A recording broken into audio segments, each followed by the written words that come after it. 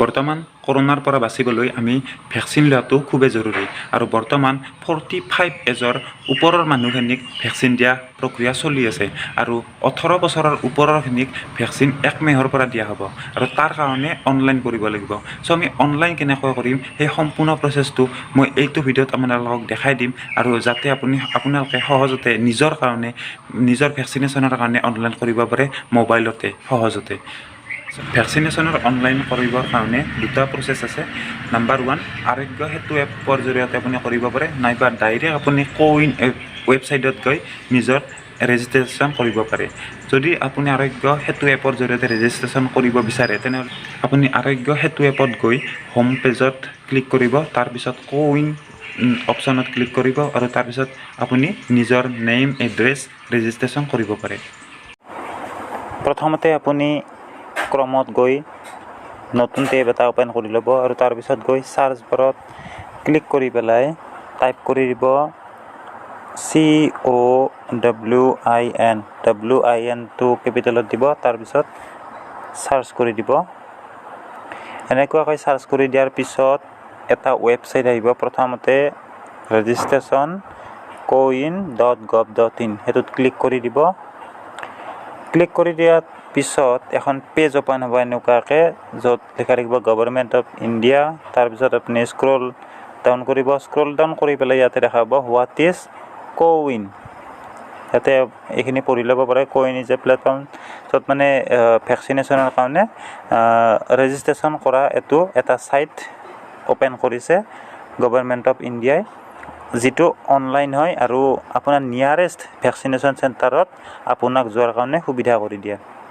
ইয়াতে এইখিনি ৰেকৰ্ড আপোনালোকে চাব পাৰে, কিমান ভেকচিন ড'জ এতিয়ালৈকে লৈছে, কিমান ছেকেণ্ড ড'জে ভেকচিন কিমান মানুহে লৈছে, চবখিনি ইয়াতে ডিটেইলছ আছে, আপুনি পঢ়ি চাব পাৰে।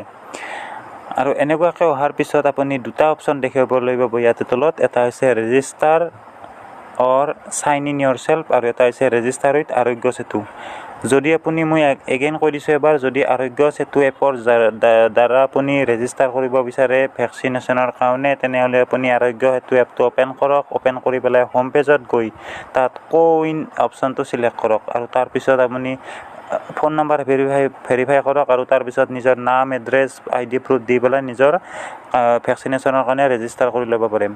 আৰু যদি কোৱিন ৱেবছাইটত ডাইৰেক্ট এনেকুৱাকৈ কৰে তেনেহ'লে আপুনি ইয়াত চিলেক্ট কৰিব লাগিব register or sign in yourself. ইয়াতে ক্লিক কৰি দিয়ক। ক্লিক কৰি দিয়াৰ পিছত এনেকুৱা এটা আৰু পেজ ওপেন হ'ব, যিটোত আপুনি মোবাইল নম্বৰ এণ্টাৰ কৰিব লাগিব। ইয়াত মোবাইল নম্বৰটো মই এণ্টাৰ কৰি দিলোঁ।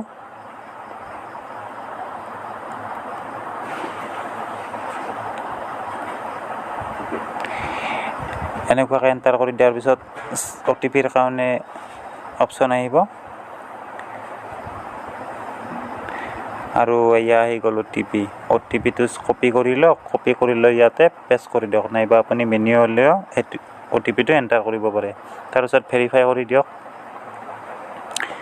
ভেৰিফাই কৰি দিয়াৰ পিছত এনেকুৱা পেজ এটা ওপেন হ'ব আৰু এই পেজটোত আপোনালোকে পাব ফটো ID প্ৰুফ। যিকোনো আপুনি ফটো ID প্ৰুফ এটা দিব লাগিব।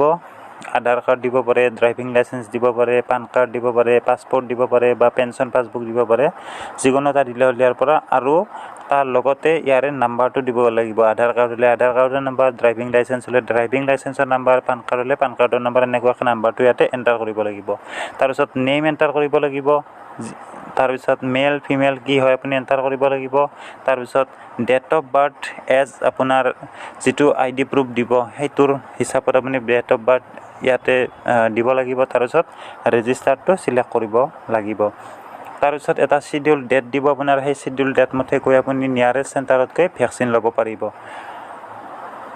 চ' কথাখিনি যদি আপুনি বুজি পেলাই আপুনি নিজৰ মোবাইলতে অতি সহজতে আপুনি ভেকচিনেশ্যনৰ কাৰণে অনলাইন কৰিব পাৰে। যদি ভিডিঅ'টো ভাল পাইছে আপুনি শ্বেয়াৰ কৰি দিব আৰু আহি থকা নতুন ভিডিঅ'ত পুনৰ লগ পাম বুলি আশা কৰিছোঁ। ধন্যবাদ।